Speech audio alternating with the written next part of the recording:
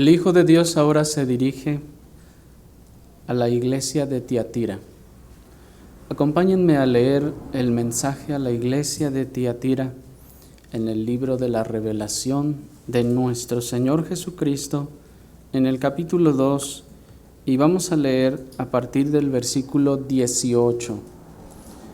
La revelación de nuestro Señor Jesucristo en el capítulo 2, en el versículo 18. Dice así la Escritura: Escribe al ángel de la iglesia en Tiatira, el Hijo de Dios, el que tiene ojos como llama de fuego y pies semejantes al bronce bruñido, dice esto: Yo conozco tus obras, y amor, y fe, y servicio, y tu paciencia, y que tus obras postreras son más que las primeras. Pero tengo unas pocas cosas contra ti, que toleras que esa mujer Jezabel, que se dice profetiza, enseñe y seduzca a mis siervos a fornicar y a comer cosas sacrificadas a los ídolos. Y le he dado tiempo para que se arrepienta, pero no quiere arrepentirse de su fornicación. He aquí yo la arrojo en cama y en gran tribulación a los que con ella adulteran, si no se arrepienten de las obras de ella. Y a sus hijos heriré de muerte, y todas las iglesias sabrán que yo soy el que escudriña la mente y el corazón, y os daré a cada uno según vuestras obras. Pero a vosotros y a los demás que están en Tiatira, a cuantos no tienen esa doctrina y no han conocido lo que ellos llaman las profundidades de Satanás, yo os digo, no os impondré otra carga, pero lo que tenéis, retenedlo hasta que yo venga. Al que venciere y guardare mis obras hasta el fin, yo le daré autoridad sobre las naciones, y las regirá con vara de hierro, y serán quebradas como vaso de alfarero, como yo también la he recibido de mi Padre. Y le daré la estrella de la mañana. El que tiene oído, oiga lo que el Espíritu dice a las iglesias. Hasta ahí. Como se han dado cuenta, hermanos, este es el mensaje más largo que se da a todas las 7 iglesias de la revelación de nuestro Señor Jesucristo. Este mensaje a la iglesia en Tiatira. Pero, ¿quién era Tiatira? ¿O qué era Tiatira? Bueno, Tiatira, hermanos, era una ciudad próspera comercial de la provincia romana de Asia. En esta ciudad, que era próspera por su comercio, el apóstol Pablo pudo haber estado trabajando y predicando el Evangelio, y pudo ser él probablemente el que haya sembrado la iglesia a la que se escribe esta carta. Y se piensa porque fue precisamente el apóstol Pablo quien compartió el Evangelio a una hermana llamada Lidia, que precisamente era una persona que provenía de esta ciudad. Nos dice Hechos capítulo 16, versículo 14, entonces una mujer llamada Lidia, vendedora de púrpura de la ciudad de Tiatira, que adoraba a Dios, estaba oyendo, y el Señor abrió el corazón de ella para que estuviese atenta a lo que Pablo decía. Así, hermanos, encontramos por segunda vez la evidencia de la existencia de esta ciudad, y que había una hermana, que en este caso era Lidia, que provenía de esa ciudad. Y como la Escritura señala, acabamos de leer, y la evidencia arqueológica confirma, en la ciudad de Tiatira había muchos gremios o cofradías, lo que hacía que esta ciudad fuera una ciudad comercial y por lo tanto una ciudad próspera. Debemos tener en cuenta esto, hermanos, porque esto tiene también mucho que ver con la conducta de los hermanos y la manera en que las doctrinas falsas tendían a introducirse en la iglesia. Recordarán ustedes que los gremios son esas asociaciones de diferentes trabajos u oficios que se hacían. Por ejemplo, había un gremio de carpinteros, un gremio de alfareros y así de diferentes oficios. Ellos trabajaban en gremios, algo parecido a las cofradías que existieron, por ejemplo, en la época colonial de nuestro país, aunque las cofradías tenían muchas otras características un tanto distintas, pero era algo parecido. En las cofradías se asociaban todos los de un oficio y todos ellos trabajaban en ese oficio. Si alguien quería ser carpintero, tenía que agremiarse, tenía que adherirse al gremio para que entonces se le permitiera ejercer el oficio de carpintero. No era posible ni por ley que una persona solamente dijera, yo quiero ser alfarero, y entonces pusiera como hoy en día su puesto y comenzara a trabajar la alfarería. No, en aquel tiempo tenía que asociarse a un gremio y tenía que pagar una cierta cuota. Pero les repito, hermanos, esto va a cobrar importancia un poco más adelante. Y allí en ese lugar, en Tiatira, se plantó una iglesia. Y es a esta iglesia a la que el Señor le dice, el Hijo de Dios, el que tiene ojos como llama de fuego y pies semejantes al bronce bruñido, dice esto. Recuerden ustedes, hermanos, que las palabras de salutación de nuestro Señor mencionan algunas de sus cualidades o perfecciones, algunos de sus atributos que nos fueron mencionados desde el capítulo 1. En este caso, se nos está hablando de su omnisciencia. ¿Recuerdan ustedes que dice el texto que el que tiene ojos como llama de fuego? Y veíamos que este es el símbolo de su omnisciencia. Y pies semejantes al bronce bruñido, lo cual también nos está hablando del poder de Dios para aplastar a sus enemigos. Espero lo recuerden. Y estas perfecciones del Señor van a cobrar importancia en la medida que el Señor va exponiendo su caso con los hermanos de Tiatira en esta oportunidad. Y como hace con las demás iglesias, nuestro Señor comienza su mensaje a la iglesia de Tiatira con un mensaje de alabanza, en donde la omnisciencia del Salvador, que vemos que es expresada por sus ojos como llama de fuego, está observando a su iglesia y conoce sus obras, como también lo dijo a la iglesia de Éfeso, a la iglesia de Esmirna y a la iglesia de Pérgamo. Y aunque ciertamente, como veíamos, conoce tanto las obras buenas como las obras malas, a continuación está a punto de hacer resaltar las buenas. La iglesia de Tiatira, como vemos, al igual que la iglesia de Éfeso, es alabada por ser una iglesia servicial y trabajadora. Miren el versículo 19.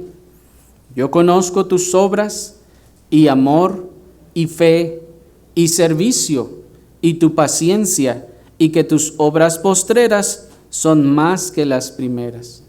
Noten pues entonces que la iglesia de Tiatira también era una iglesia trabajadora, era una iglesia servicial, una iglesia cuyos miembros eran caracterizados por el amor y el servicio de fe.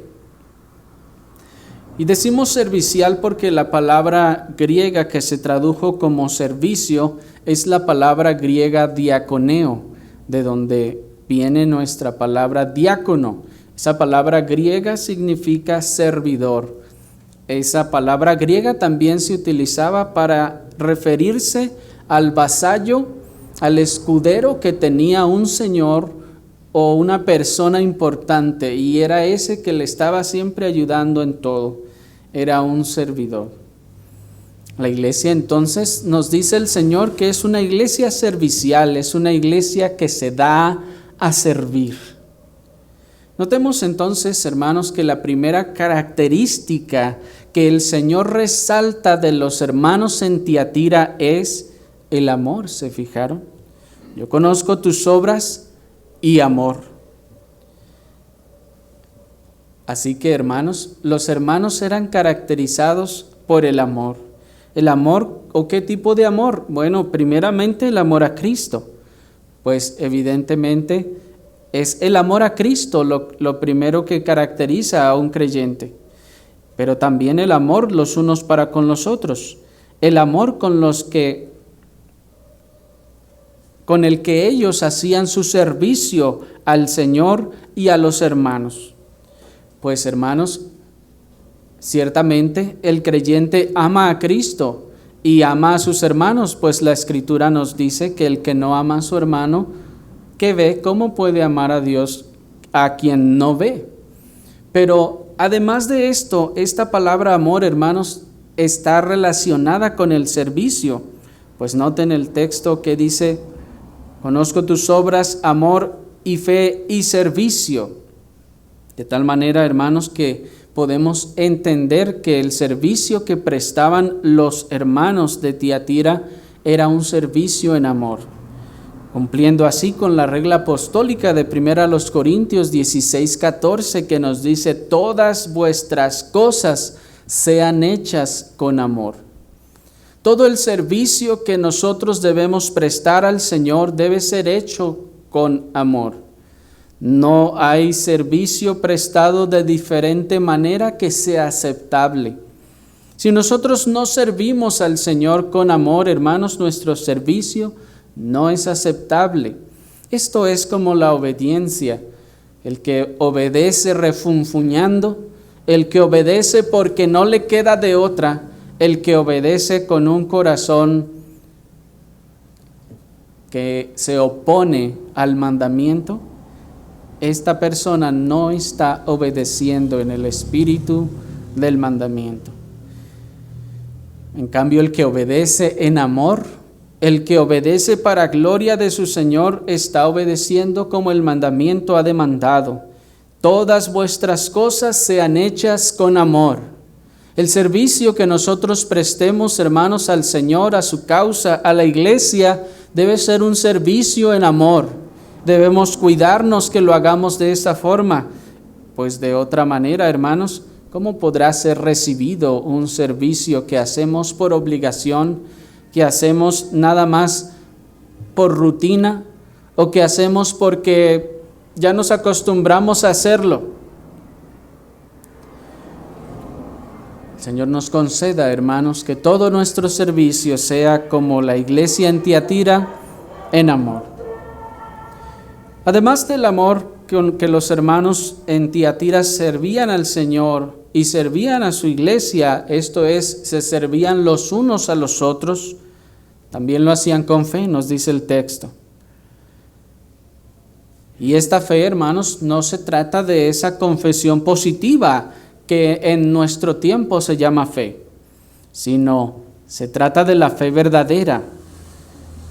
Esa fe verdadera de mantenerse fieles al Señor y a su palabra, a pesar de las consecuencias que del mundo nos vengan por eso. Esa es fe.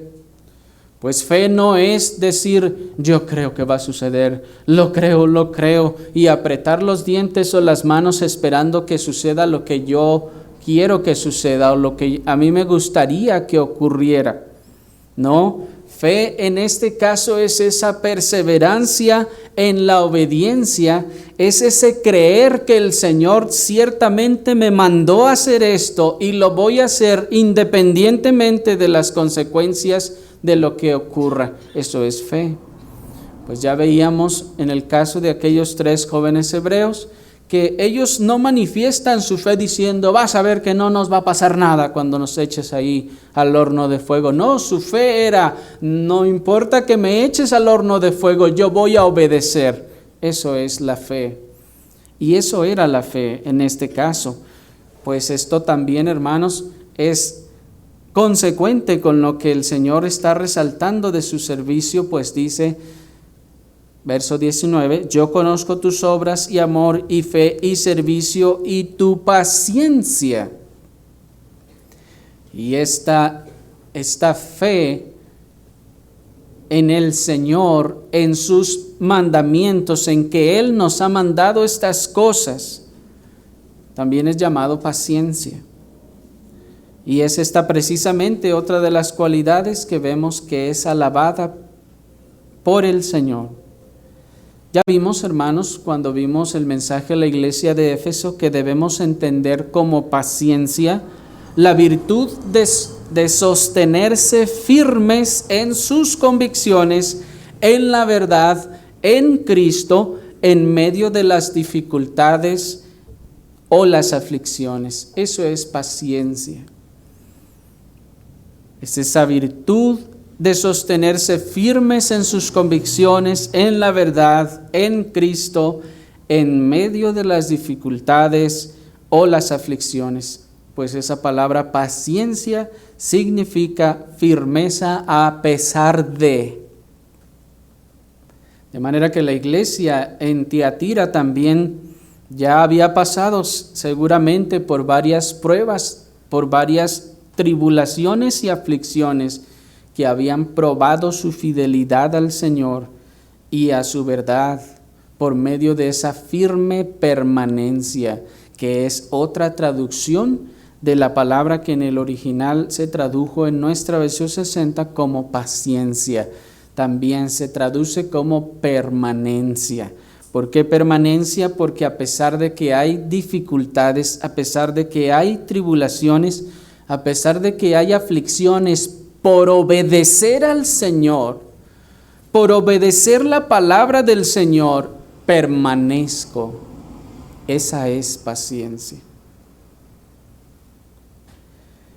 Hay una alabanza más que se hace a esta iglesia, hermanos, y que no se hace a ninguna otra de las iglesias, que es la siguiente: que tus obras postreras son más que las primeras, dice el final del verso 19. Esta alabanza no es hecha a ninguna otra iglesia más que a la iglesia de Tiatira. Y hermanos, esta es claramente una gracia cristiana notable. Porque por lo general se comienza haciendo servicios para el Señor que llegan a ser sobresalientes en algunos casos. Pero luego de un tiempo, como ocurrió con la iglesia de Éfeso, recordarán ustedes, las labores, el entusiasmo, en el mejor de los casos se mantiene, aunque por lo general tiende a disminuir. ¿Se acuerdan cuando vimos el caso de la iglesia en Éfeso? La Escritura nos dice que la iglesia había sido fiel, se había esforzado y había sido notable en su comienzo. Y el Señor alaba su comienzo, le dice, pero has perdido el primer amor. ¿Se acuerdan? Y veíamos cómo, hermanos, lo normal de nuestra condición caída es que comencemos con mucho entusiasmo a hacer algunas cosas. Comencemos con fuerza, con ímpetu, y ese vaya decayendo, vaya disminuyendo hasta el punto en el que de repente nos encontramos ya no haciendo nada por el Señor. Eso es lo natural de nuestra condición caída. Y ya de hecho sería algo admirable que alguien sostuviera de manera constante su servicio. Sería algo notable entre los hombres ver que una persona empezó con entusiasmo y pasan los años y sigue con ese mismo entusiasmo y sigue sirviendo y obedeciendo al Señor de esta misma forma. Pero la iglesia en Tiatira, hermanos, había ido más allá. La gracia del Señor les había concedido que las obras postreras, que las últimas obras que ellos estaban realizando eran mayores que las que cuando comenzaron. Y esto, hermanos, es realmente notable. Esto es realmente notable. La iglesia de Tiatira poseía pues una fe y un amor ejemplares por el Señor y por su causa, que les hacían trabajar más y con más entusiasmo para ir progresando en el tamaño o en el alcance de sus propósitos o proyectos para la gloria del Señor y el engrandecimiento de su reino. Pues esta iglesia es la iglesia que es calificada con amor y fe, si se dan cuenta. De tal forma, hermanos, que ciertamente estas cualidades del Señor debían influir aún más en su trabajo, en su servicio, para que ellos continuaran con entusiasmo y fueran progresando en el tamaño o en el alcance de los propósitos que ellos se habían hecho para glorificar al Señor y para que su reino fuera engrandecido. ¿Y qué ejemplo más notable, hermanos, para todos nosotros, el de esta iglesia? Nos hace preguntarnos si nuestro servicio al Señor y nuestras obras han sido mayores que las que hacíamos al principio. ¿No es así? Mirar la conducta ejemplar de esta iglesia, hermanos, nos hace preguntarnos si nosotros estaremos haciendo así nuestro servicio al Señor, si nuestras obras que estamos haciendo o recién acabamos de hacer son mayores que las que hacíamos al principio, ¿o no será así? O si nuestro servicio al Señor y nuestras obras han estado siendo al menos las mismas que hacíamos al principio, ¿o habrán aumentado? O si de plano no hemos prestado ningún servicio al Señor. Hermanos, el ejemplo de esta iglesia nos hace preguntarnos esto. ¿Y tú has servido? ¿Cómo están tus obras y tu servicio al Señor? ¿Ha crecido? ¿Se ha mantenido? ¿Ha disminuido? ¿O acaso nunca ha existido? Y quiero quitarle la ambigüedad, hermanos, a esa ambigüedad evasiva con la que nuestros adormecidos corazones suelen tomar estas palabras, pues cuando decimos ¿cómo ha estado nuestro servicio al Señor?, pensamos como iglesia y decimos no, sí, como iglesia, pues creo que nos falta aquí y allá, pero hermanos, tenemos que preguntarnos por nosotros mismos. Este ejemplo de la iglesia de Tiatira debiera hacerle preguntarse a usted mismo en lo individual, si su servicio al Señor y sus obras han sido mayores que las que hacía al principio.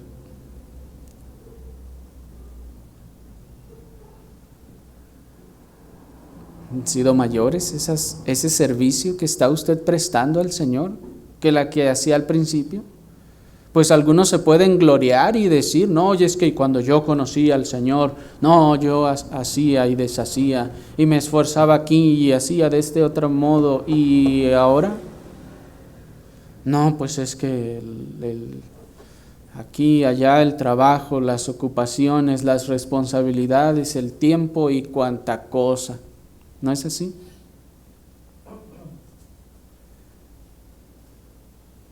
Deberías el ejemplo de la iglesia en Tiatira hacernos preguntarnos a nosotros mismos en lo individual, si es que estamos haciendo las mismas obras o ya no hacemos las mismas obras que hacíamos y ahora nada más estamos sentados sin servir al Señor. Esto es importante, hermanos, pues como decíamos al principio, este es un libro inspirado. El Señor nos está hablando a través de su palabra, aún en estas cosas. y en estas cartas. Porque usted es la iglesia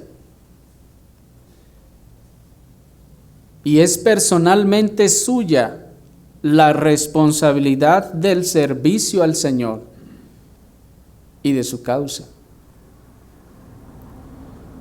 Usted es la iglesia.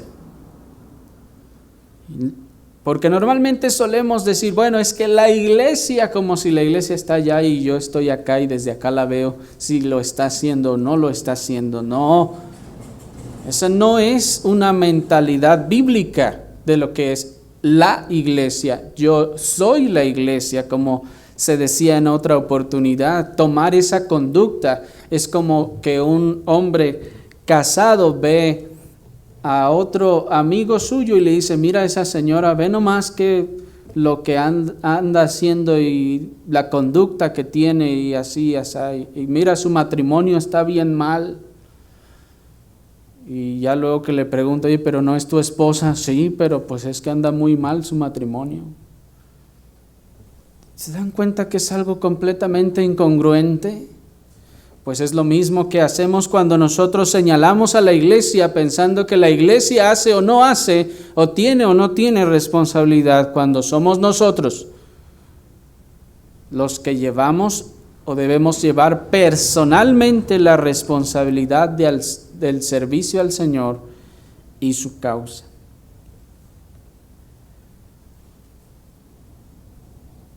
Pero avancemos, hermanos, y veamos que aún a pesar de todo este mensaje de alabanza que el Señor da a la iglesia de Tiatira, esta iglesia ejemplar, nuestro Señor también tenía un mensaje de reprensión que darles a ellos. Miren el versículo 20.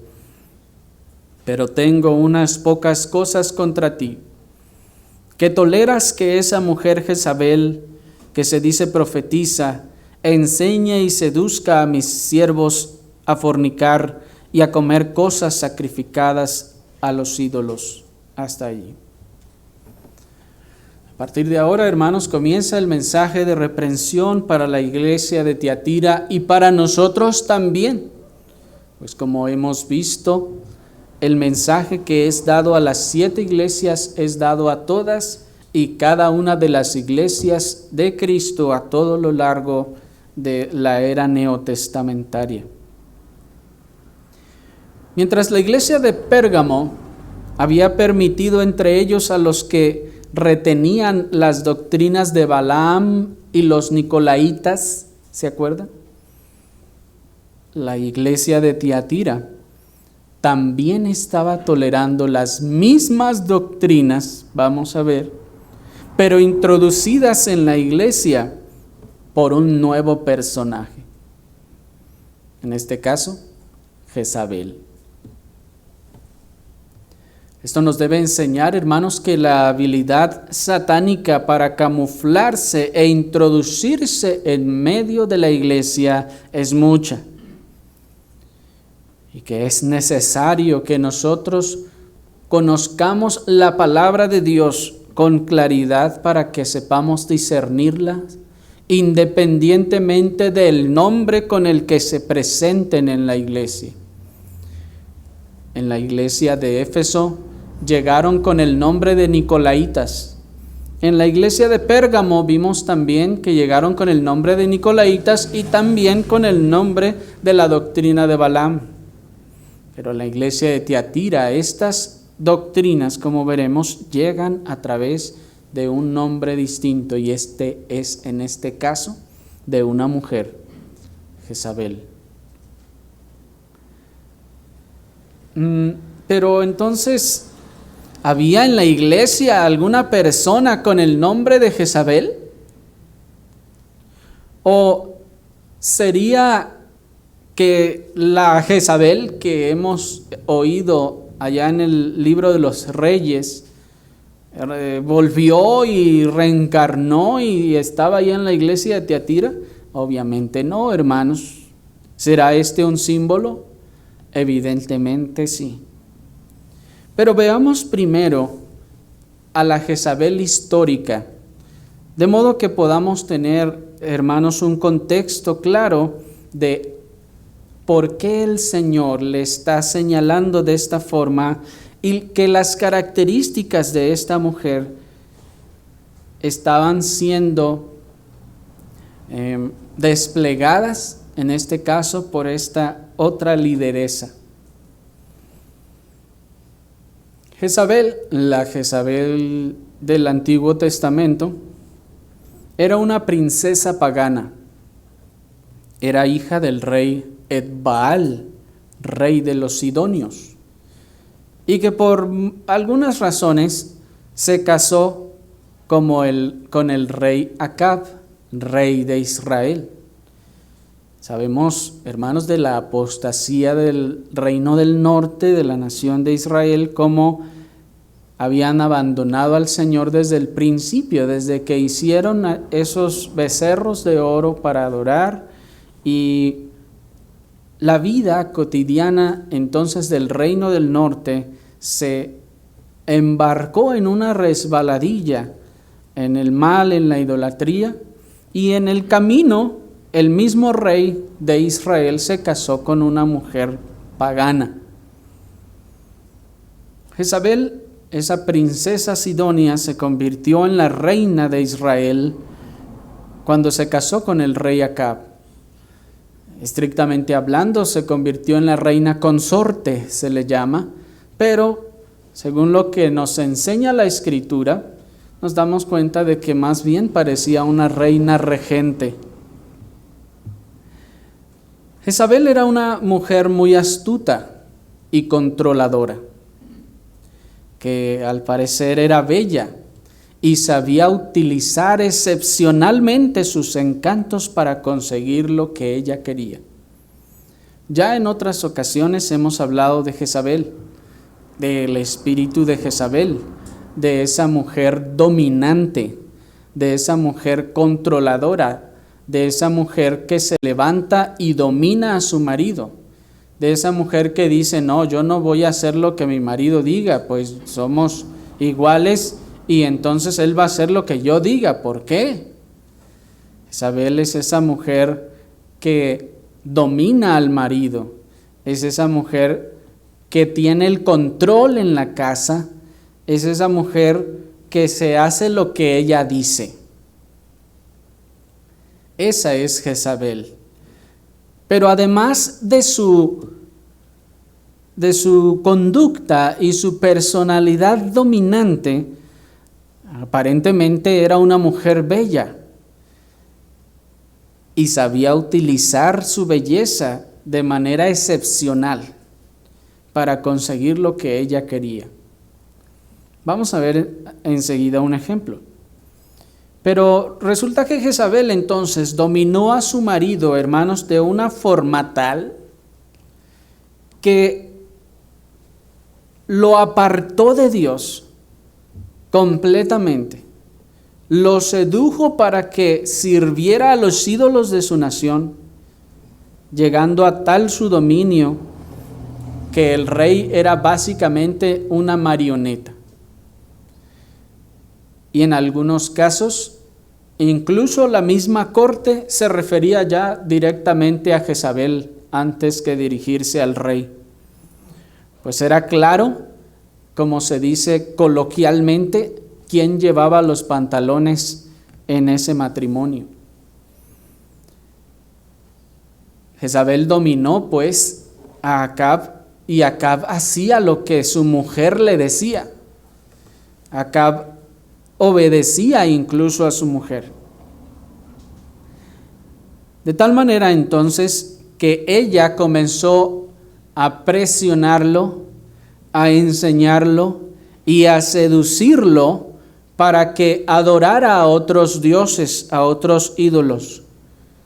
Pero la maldad de esta mujer no llegó o no terminó con la conversión de su marido a la idolatría, sino que aún más, ella fue la que introdujo a los ídolos que ella adoraba en el reino del norte.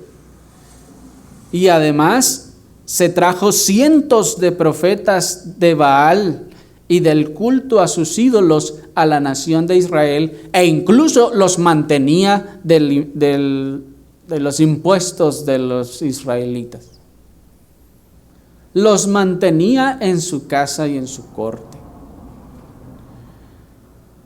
Y nadie decía absolutamente nada, porque era la mujer dominante y que tenía completamente controlado y dominado al rey. Jezabel mandó matar además a los profetas de Dios.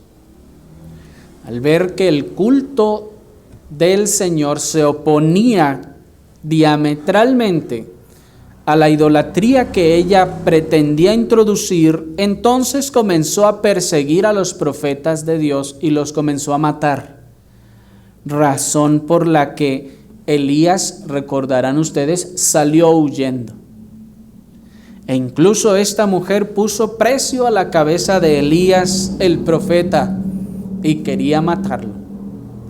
Elías estaba escondido precisamente porque Jezabel había pedido su cabeza. Jezabel, pues, como les decía, dominó la corte del rey al grado de controlar también incluso las decisiones del gobierno y quién vivía y quién moría, como en el caso de la viña de Nabot. Caso que ustedes deberán recordar, y si quieren después pueden leer en su casa con respecto a lo que sucedió con la viña de Nabot.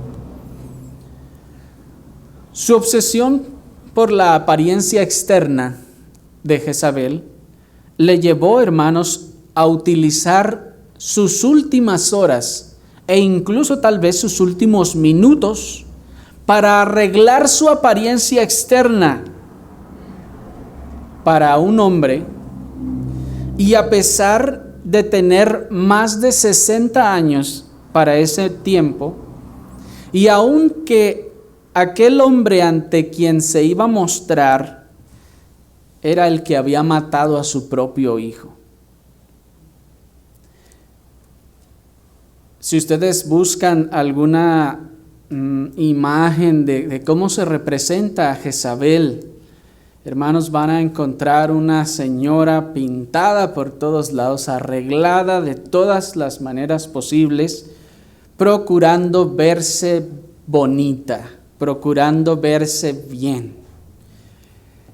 Esta conducta que tuvo Jezabel previo a su muerte, bueno, evidentemente ya no sabía que iba a morir, pero al tener aún esa edad y preocuparse por arreglarse, hermanos, miren, bueno, la situación más o menos para que se den una idea está así. Jehú acaba de levantarse en contra del rey, que en este caso es su hijo. Su esposo Acab ya murió, entonces su hijo ha tomado el trono. Pero en todo el cambio de trono se levanta Jehú y entonces comienza, evidentemente por la mano de Dios, pues Dios le envía un profeta para que haga todas estas cosas, y Jehú empieza entonces a perseguir a la familia real hasta que mata al hijo de Jezabel. Luego va Jehú con su ejército a la ciudad, y Jezabel, entonces cuando sabe que va para allá, sabe que acaba de matar a su hijo, es una señora ya de más de 60 años y se empieza a arreglar. Se arregla los ojos, se peina, se arregla la cabeza para poder salir a la ventana a ver entrar al hombre que acaba de matar a su hijo. Lo que habla de una conducta de una mujer con exceso de vanidad. Una mujer que se ocupaba y se preocupaba casi únicamente por su apariencia. ¿Y cuánto tiempo tardó en arreglarse? No sabemos, hermanos. Pero yo espero que las cristianas no tarden tanto. Pero esta mujer, hermanos, miren lo que hizo.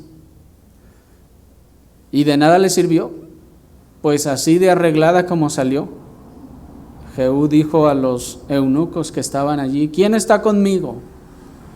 y dos se dispusieron, y entonces dijo: aviéntenla. Y la arrojaron desde ahí y cayó y murió, y los perros se la comieron.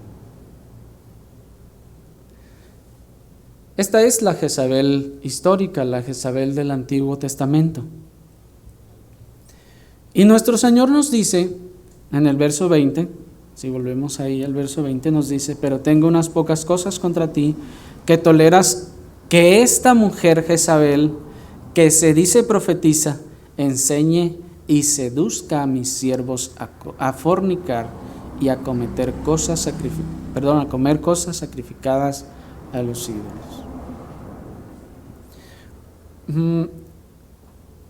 Se ha pensado que esta Jezabel sería probablemente un grupo de mujeres con alguna tendencia a enseñar estas cosas. Pero la interpretación más aceptada, hermanos, por los puritanos y por los comentaristas sanos, es que se trataba efectivamente de una señora, de una persona, una mujer que estaba en la iglesia de Tiatira, que era una mujer cuyo carácter o personalidad era muy, pero muy semejante al de aquella mujer del Antiguo Testamento. Y es claro que nuestro Señor Jesucristo no se estaba pues refiriendo a aquella mujer que ya tendría alrededor de 900 años de muerta, sino que en la iglesia de Tiatira, hermanos, existía una persona con esta personalidad, con este temperamento, con esta conducta, tanto o al grado de que nuestro Señor le llama por el nombre de Jezabel, a causa de su conducta, de su temperamento y su personalidad. Y noten, hermanos, que es nuestro Señor el que la señala y le dice: Jezabel. De tal manera entonces que no podemos o debemos tomarlo como un mote ofensivo que el Señor está usando, sino que el Señor está señalando la reproducción de la personalidad, del temperamento y la conducta de esta mujer ahora en esta otra mujer. Y en ese sentido, hermanos, hay muchas Jezabeles, y las ha habido y las seguirá habiendo. De manera pues, hermanos, que al parecer la iglesia de Tiatira tenía particularmente una mujer con una personalidad semejante a esta, y que además de todo pretendía ser profetisa. No solo era una mujer que tenía estas características, sino que además decía: soy profetisa del Señor. En la época en la que el canon de la Escritura no se había cerrado aún, hermanos, también algunas hermanas en la fe habían recibido el don de vaticinar el futuro. Pero es evidente por el dogma apostólico de 1 Corintios capítulo 14 versículo 34 que estas hermanas, a pesar de tener ese don, no enseñaban en la iglesia. Pero esta mujer, cuyo carácter era semejante al de Jezabel, no solo era una falsa profetisa, sino que aún más, por lo que vemos, enseñaba en la iglesia. Así que, hermanos, ya estamos hablando de situaciones dignas de señalar. Pues el Señor acaba de alabar a la iglesia por su conducta, por su trabajo, por su servicio y su amor.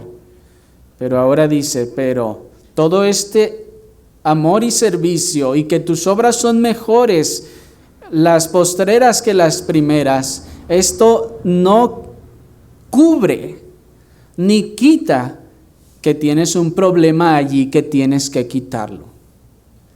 Tienes una pastora allí en tu iglesia enseñando. Es decir, lo que hoy nosotros conocemos como pastoras, ¿verdad? Esas señoras que toman el púlpito y se ponen a enseñar. Ella se decía que era profetisa y por eso pretendía tener la autoridad, el mensaje del Señor y la autoridad para enseñar a la iglesia. Pero como ya les decía y les he mostrado en la Escritura, ciertamente antes que el canon bíblico cerrase, había hermanas que efectivamente tenían el don de profecía en el sentido de vaticinar el futuro. Pero estas hermanas, por el dogma apostólico, no se paraban a enseñar o a profetizar en la iglesia. Pues 1 Corintios 14:34 prohíbe estas prácticas en la iglesia para la mujer. Pero esta mujer se imponía, es decir, tenía un carácter tal que decía, no, pero es que esto es así, y el apóstol se equivocó, o no sé qué otros argumentos o hasta versículos haya sacado, como hoy en día también se hace para decir, pues es que ya dice la Escritura que no hay hombre, no hay judío ni griego, no hay hombre ni mujer, sino todos somos uno en Cristo Jesús, así que ¿por qué me impiden enseñar?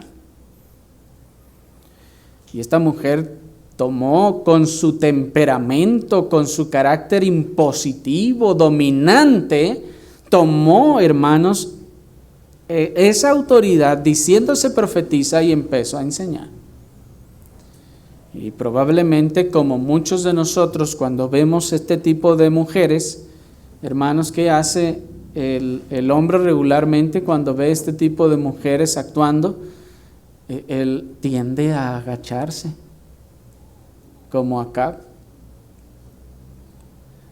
Y esta mujer se impuso, pues, y al parecer enseñaba. No se tiene certeza de si esta mujer enseñaba solo en el área de su influencia o lo hacía de manera pública, pero como quiera que hubiera sido, hermanos, sus enseñanzas estaban siendo igualmente perniciosas, puesto que ciertamente algunos comentaristas, incluso puritanos, se inclinan a pensar que esta señora abiertamente enseñaba a toda la iglesia, mientras que otros piensan que probablemente solo era allí entre los que la escuchaban, se acercaba y enseñaba, y a pesar de todo. Pero, hermanos, la manera en la que estas conductas se esparcieron parece mostrar que esta persona estaba tomando un poder o una influencia grande sobre la iglesia.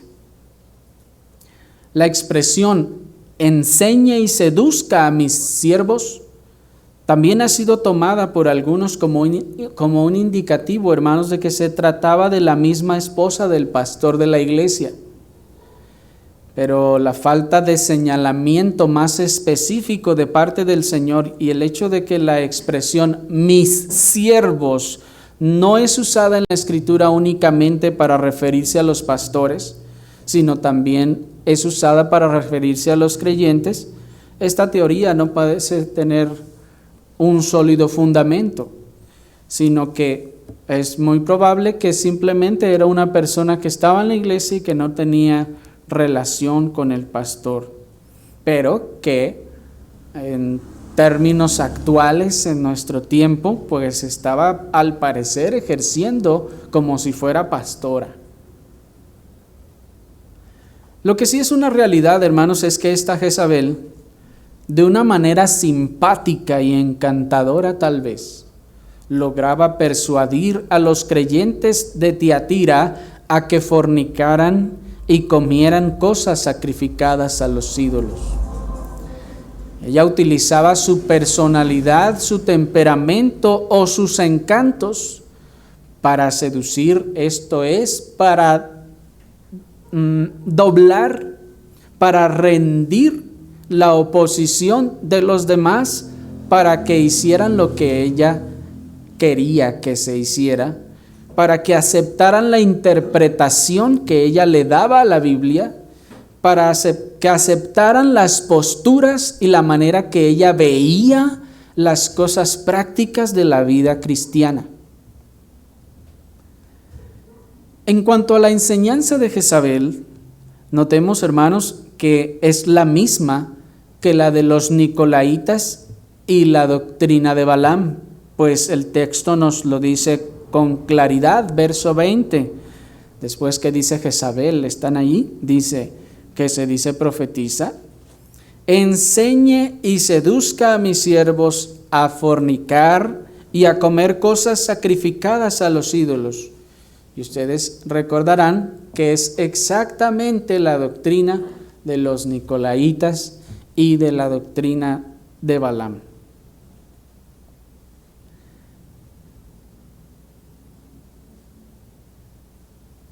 Y hermanos, aunque se ha pensado que esta Jezabel, como su homóloga en el pasado, ella misma habría tal vez seducido a los creyentes en la iglesia a cometer fornicación con ella, lo que está un poco más de acuerdo con la exposición anterior de estas mismas doctrinas. La realidad es que esta Jezabel, pretendiendo hablar por el Señor o traer un mensaje del Señor o tener la sabiduría y el entendimiento bíblicos, convencía con su carisma o su temperamento a los creyentes, ya sea hombres o mujeres, a que no se retuvieran de cometer fornicación y de comer cosas sacrificadas a los ídolos. En otras palabras, es el ángel de la iglesia enseñaba una cosa y esta mujer enseñaba otra cosa. Pero la influencia de esta mujer era tal que muchos hermanos estaban siendo seducidos o estaban siendo convencidos por esta mujer para no detenerse a fornicar y comer cosas sacrificadas a los ídolos. A nosotros nos puede parecer algo bastante impresionante y decir, pues ¿quién le va a creer a esa señora que fornicar no es malo? Pero hermanos, si miran ustedes, estos dos pecados son mencionados en la iglesia de Éfeso, son mencionados en la iglesia de Pérgamo y son mencionados en esta iglesia de Tiatira, lo que nos enseña que era algo muy común. Y como vimos ya, no porque se viera la vida y las cosas de la cultura como lo vemos hoy en día para nosotros que vivimos en una cultura, pues al menos un remanente de una cultura aparentemente cristianizada. Pero en aquel tiempo no era así. ¿Por qué tanta insistencia entonces a estas tres iglesias? Y se les escribe las mismas cosas, porque como ya vimos, hermanos, en su cultura helenizada, esto era visto como algo natural e ineludible.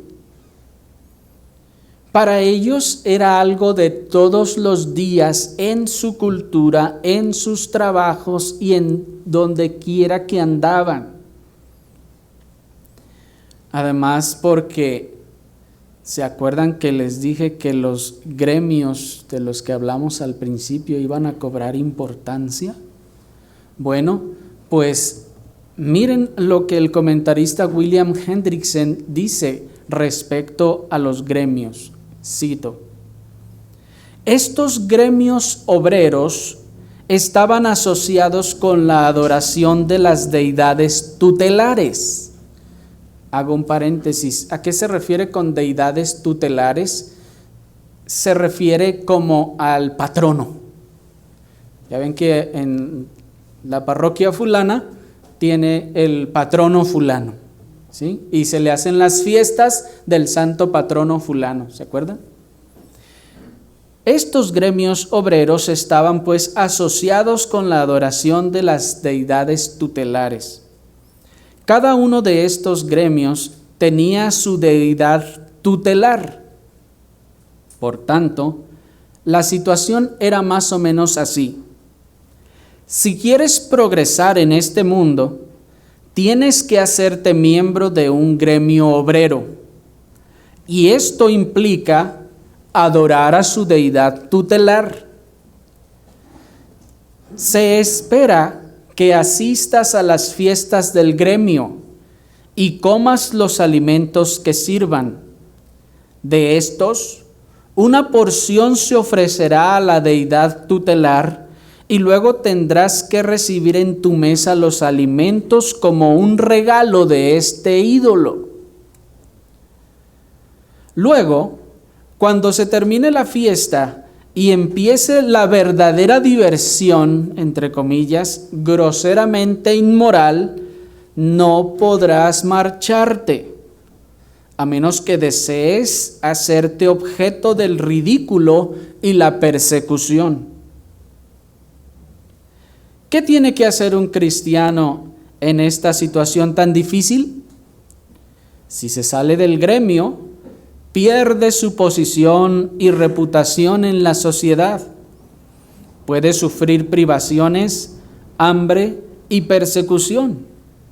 En cambio, si permanece en el gremio y asiste a las fiestas inmorales, comiendo cosas ofrecidas a los ídolos y cometiendo fornicación, niega a su Señor. Termino la cita. El comentarista entonces, hermanos, creo que nos ha dado un panorama más claro de por qué tanto se menciona estos pecados de comer cosas sacrificadas a los ídolos y de cometer fornicación. Porque como veíamos, hermanos, en aquellas épocas existían los gremios y como les decía al principio, no se trataba de que como hoy en día usted quiere poner su tienda y pues nada más saca su permiso y pone su tienda.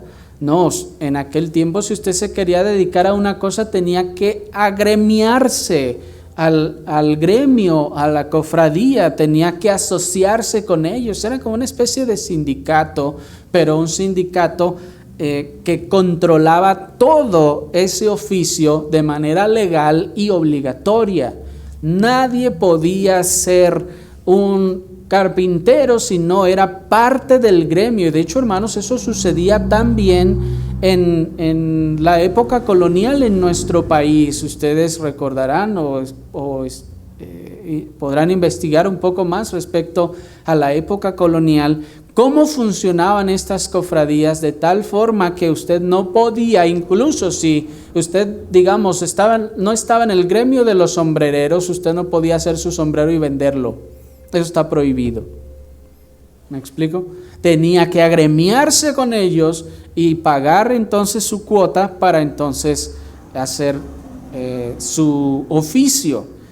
Pero lo malo en la cultura helénica era que esos gremios tenían deidades patronales. De hecho, eso también ocurría aquí en México en la época colonial. Esas deidades patronales entonces tenían sus fiestas y todos los agremiados tenían la obligación de ir a la fiesta. Si no, quedas fuera del gremio y ya no puedes seguir ejerciendo tu oficio. Entonces tenían que asistir a la fiesta, en donde en la fiesta lo que se comía era sacrificado a ese ídolo, e incluso hasta se daba gracias al ídolo por la comida que estaban comiendo todos los agremiados, y se atribuía al ídolo todo el éxito del gremio. ¿Me explico? Entonces, pues era como cuando ustedes les dicen que vayan a la posada navideña de su trabajo. ¿Sí me explico? Que no es esencialmente malo que lo hagan, pero hermanos, cuando se llevan a cabo prácticas que ahora tienden a en un sentido simbólico, comer cosas sacrificadas a los ídolos o a cometer fornicación, y de repente ya están allí y ya pues los animaron a tomarse una cerveza o una copa o lo que sea, hermanos, es algo más o menos parecido. ¿Me explico? En ese tiempo entonces, si ustedes no asistían, ustedes eran echados del gremio, y si eran echados del gremio o se iban, antes de toda después, como veíamos de la fiesta, se hacían muchas celebraciones malvadas y perversas y usted tenía que participar. Y si no participaba, entonces lo echaban del gremio. ¿Qué tiene que ver Jezabel con todo esto? Bueno, Jezabel se imponía con su personalidad dominante e impositiva, convenciendo a los hermanos de que no era la voluntad de Dios que ellos perdieran sus empleos. Jezabel se imponía con su personalidad dominante e impositiva, convenciendo a los hermanos de que no era la voluntad de Dios de que ellos perdieran su posición social o sus bienes, tan solo por no ceder a esas pequeñas e insignificantes cosas, les diría ella. Miren la interpretación de Jezabel del mandamiento, ¿me explico? Jezabel les estaba convenciendo y les decía, mira, pues es que si no vas a la posada de tu trabajo, bueno, estoy interpolando, entiendan esta situación, y no participas con todo eso, pues te van a correr. Y si te corren, pues mira qué irresponsable eres, no estás manteniendo a tu familia y tú eres el responsable. Entonces, ¿quieres ser irresponsable y perder tu trabajo?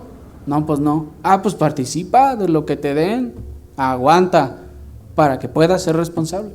¿Sí me explico?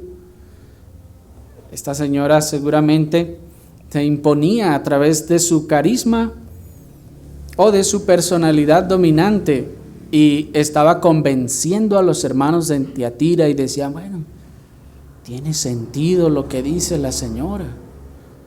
Pues yo creo que sí es cierto, pues ¿cómo va a ser la voluntad de Dios que me vaya mal?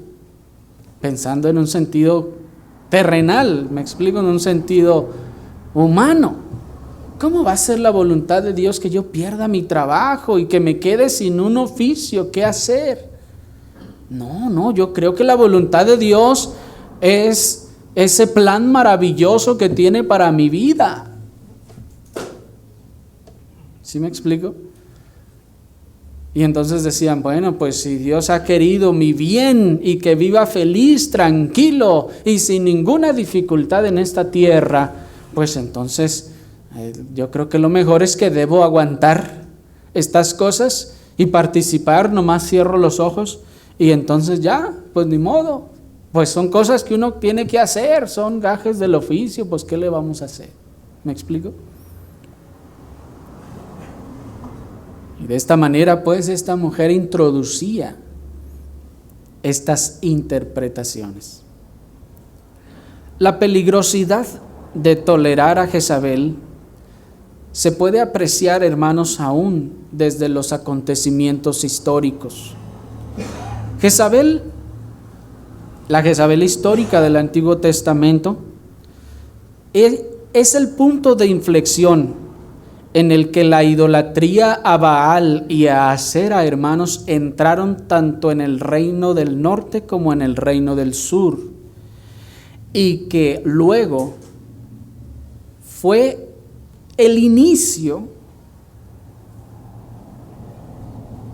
de toda la resbaladilla que llevó a estos dos reinos, a estas dos naciones, al exilio. ¿Por qué terminó la nación del norte en el exilio? Principalmente por su idolatría, porque desecharon y abandonaron a Dios y se dieron a adorar los ídolos. ¿Y quién metió por primera vez esos ídolos? Jezabel.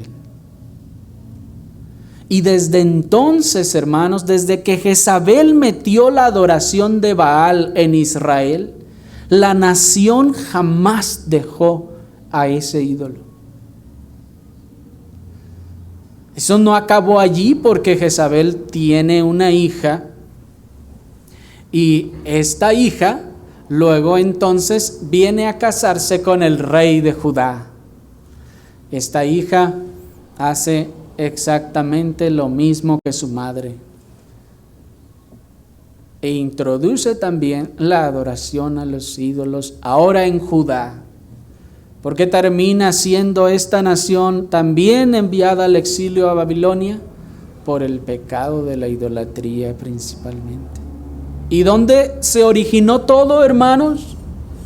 En una mujer. En una mujer que se le permitió tener ese dominio y control, enseñar, porque Jezabel en ese sentido era profetisa. ¿Por qué era profetisa? Porque era una evangelizadora de Baal tremenda.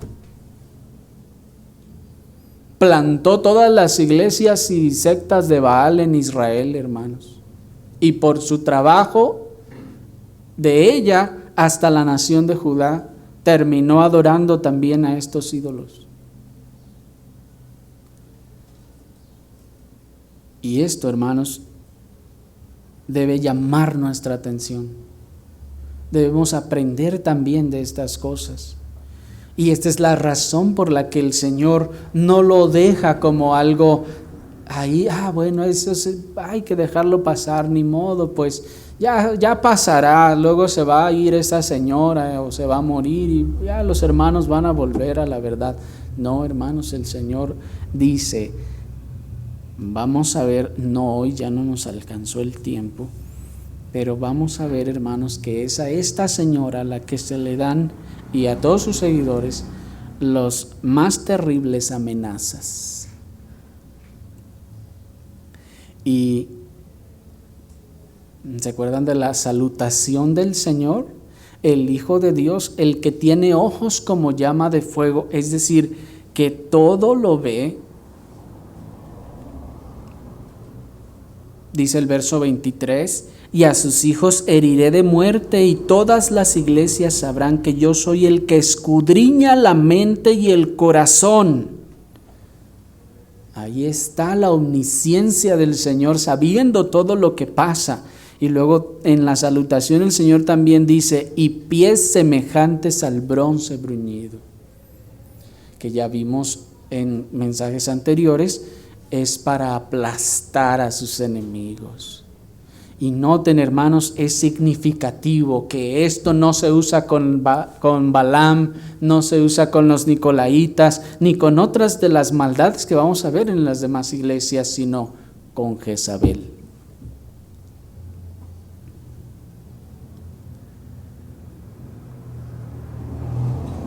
Pero miren, hermanos, la bondad y la compasión del Señor, que aún así, que aún a pesar de todo el daño que esta señora está causando a la iglesia, dice el versículo 21, yo le he dado tiempo para que se arrepienta. Yo le he dado tiempo para que se arrepienta, pero no quiere arrepentirse de su fornicación.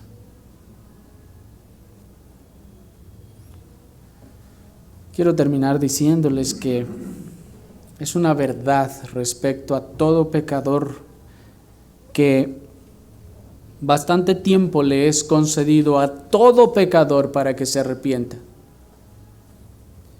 Que su castigo se ha demorado en longanimidad divina para que se arrepienta. Pero aquí es donde el malvado confirma la dureza de su malvado corazón, en que a pesar de toda la oportunidad recibida, no quiere arrepentirse de su maldad. Personas que duran años de vida,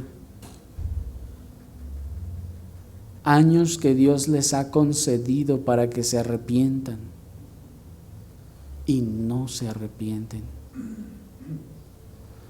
Si usted ha llegado a los 60, 70 años, no sé cuántos años tenga usted y no se ha arrepentido,